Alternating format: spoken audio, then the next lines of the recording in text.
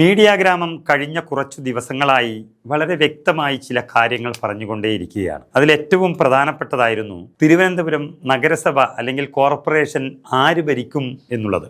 പലരും വാർത്തകൾ നൽകി BJPയെ തോൽപ്പിച്ച് മതേതരത്വം സംരക്ഷിക്കാൻ വേണ്ടി CPMും കോൺഗ്രസും എല്ലാവരും ചേർന്ന് സ്വതന്ത്രനെ പിന്തുണച്ച് മേയറാക്കും എന്നുള്ളത്. അങ്ങനെ വരുമ്പോൾ രണ്ടിൽ ഒരു സ്വതന്ത്രന് മേയറാക്കാം എന്നും പറഞ്ഞു. പക്ഷെ എന്തായി? ആദ്യം മത്സരിക്കാൻ തീരുമാനിച്ചതും മേയർ സ്ഥാനാർത്ഥിയെ പ്രഖ്യാപിച്ചതും CPM ആണ്. കോർപ്പറേഷൻ മേയർ സ്ഥാനത്തേക്ക് CPM മത്സരിക്കുകയാണ്.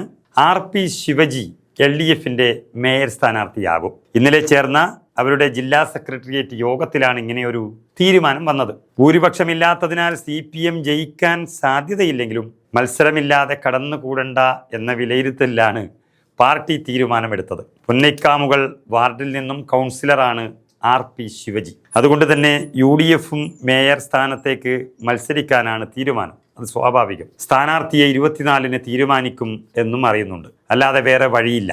ഇന്ത്യ മുന്നണി ഉണ്ടാകും, BJPയെ കെട്ടുകെട്ടിക്കും എന്നൊക്കെ സ്വപ്നം കണ്ട പ്രതീക്ഷ വച്ച എല്ലാവരും ശശിയായി. തിരുവനന്തപുരത്ത് ഇതിനേക്കാളും വലിയ സത്യം പുറത്തെറിയാൻ ഇരിക്കുകയായിരുന്നു. അതായത് വാർഡ് വിഭജനം നടത്തിയത് വെറും BJPക്കുള്ളൊരു സഹായമായിരുന്നു. അതും CPM അവരുടെ പാർട്ടിയെ പോലും ചിന്തിക്കാതെയും ആലോചിക്കാതെയും BJPക്ക് വേണ്ടിയാണ് വാർഡ് വിഭജിച്ചത്.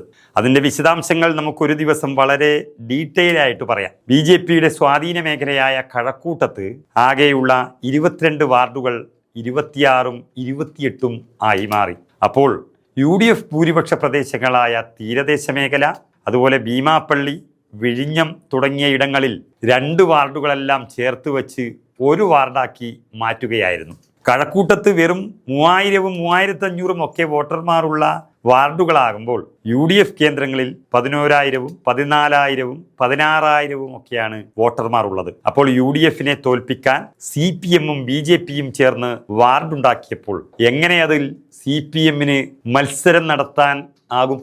ഏതായാലും ഒരു സത്യം തിരിച്ചറിയുക, ഇത് BJPയും CPMും തുടങ്ങിയിട്ടുള്ള കൂട്ടുകെട്ടാണ്. അതുകൊണ്ട് CPM സ്ഥാനാർത്ഥിയെ പ്രഖ്യാപിച്ചാൽ അത്ഭുതപ്പെടാൻ എന്നുള്ളത് വാസ്തവം. ഇത് നിയമസഭാ തെരഞ്ഞെടുപ്പിന് കൂടിയുള്ള ഒരു മുന്നൊരുക്കമാണ്. ബാക്കി സത്യങ്ങൾ വിശദമായി മറ്റൊരു വീഡിയോയിൽ പറയാം.